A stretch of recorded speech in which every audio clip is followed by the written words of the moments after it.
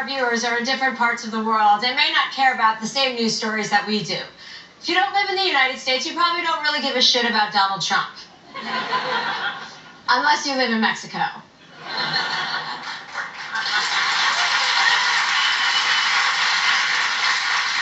Or France, or Egypt, or Canada, or any Muslim country. Or wherever Miss Universe hails from.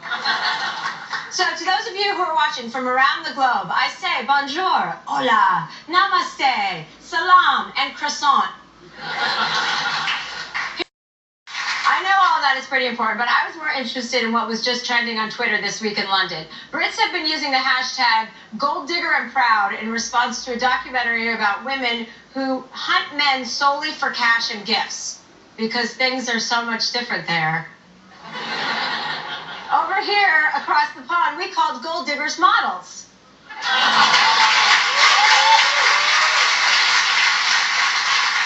Caretakers.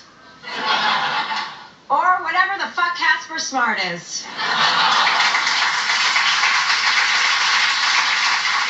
And for our viewers in Brazil, things just got Rio for President Dilma Rousseff, who is still suspended from office during her impeachment trial. But congrats for electing a woman. Hopefully we'll follow your lead, minus the whole impeachment thing. Been there, done that.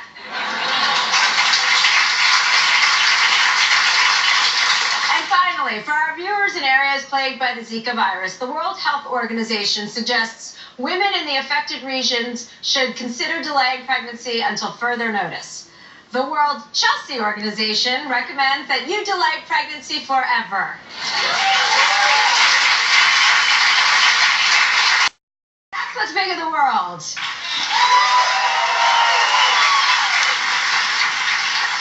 Our next guest is from Brazil, but films a show in Colombia where he plays my spirit animal, Pablo Escobar. Please welcome the star of Narcos, Wagner Moura.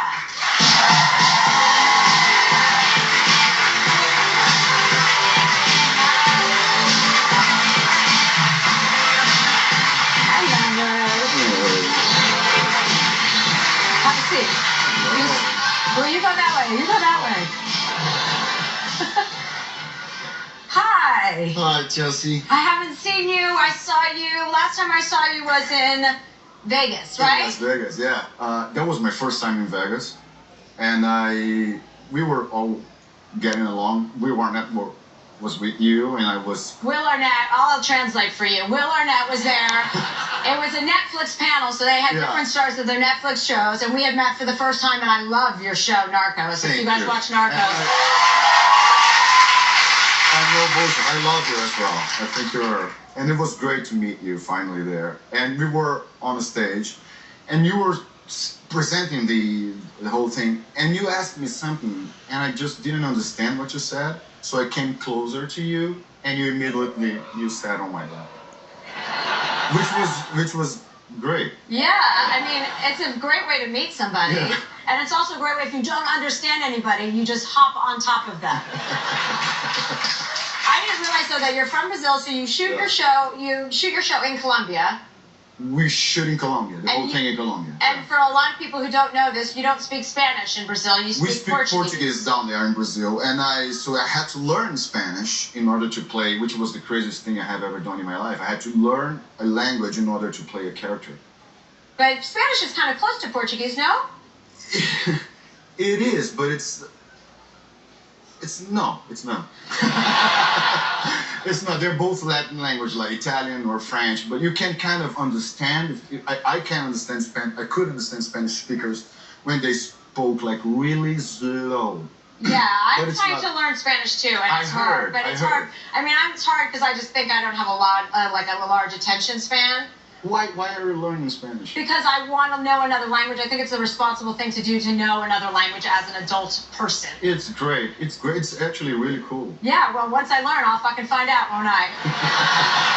I brought some, so I heard you're learning Spanish, so I brought some tongue exercises. Oh. Yeah. Because one of the most difficult things for me, when I was learning Spanish, was the letter R, for example. where to put my tongue when I was pronouncing the letter R or D, but especially the letter R, which in Portuguese sounds like an H for like ha. And for you, an R in English is like R. In Spanish is which is really, I don't know how hard this is for you, but for me it was really hard. Yeah, it is really hard. Because there's Spanish words that have one R, which is pero, and then there's Spanish letters with two R's, which is perro. Exactly. Right, yeah. It's the difference between pera and perro. Right. I just don't care if they understand me at that point. I mean, I'm trying hard enough. So I have this thing. That helped me a lot. We were supposed to say this thing in one only breath. Okay. Like, right? So R con R cigarro, R con R barril, rápidas corren y ruedan las rápidas ruedas del ferrocarril. Now you try. Take a breath. Well, I'm sorry, I'm still climaxing. Where am I?